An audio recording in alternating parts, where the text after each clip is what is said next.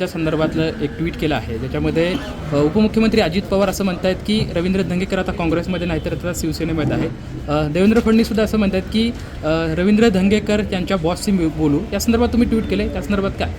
एक तर राज्याचे मुख्यमंत्री आणि होम मिनिस्टर दंगेकरांच्या बाबतीत काय म्हणतात की तू शांत बस, तू शांत बसत नसेल तर तुझ्या बॉसशी बोलतो.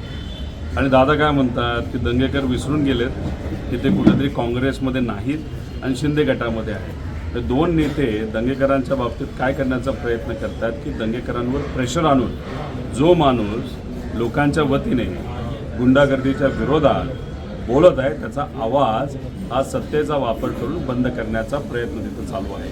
आमचं एवढंच म्हणणं आहे की तुमच्याकडे पॉवर आहे, तुम्ही होम मिनिस्टर आहात, तुम्ही मुख्यमंत्री आहात, तुम्ही उपमुख्यमंत्री आहात. त्यामुळे या पॉवरचा वापर एखाद्या नेत्याला जो लोकांच्या बाजूने गुन्हेगारीच्या विरोधात तिथं बोलतोय याचा आवाज बंद करण्यापेक्षा त्यांना विश्वासात घ्या आणि गुंडागर्दी आणि गुन्हेगारी या पुण्यातून कशी हद्दपार होईल यासाठी प्रयत्न करा.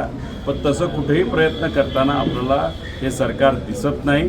आणि अजून एक गोष्ट आपण समजून घ्या की 12,500 सिरियस गुन्हे हे या शहरामध्ये आणि या भागामध्ये तिथं नोंद झालेले आहेत. दर 3 दिवसात 2 दुर्दैवाने बलात्कार तिथं होतात.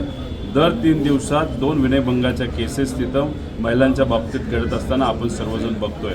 म्हणजे पूर्वी हे विद्येचं माहेरघर असं समजलं जायचं, ते आज गुंडागर्दीचं हे माहेरघर आहे का असं कुठंतरी आता म्हणावं लागतंय.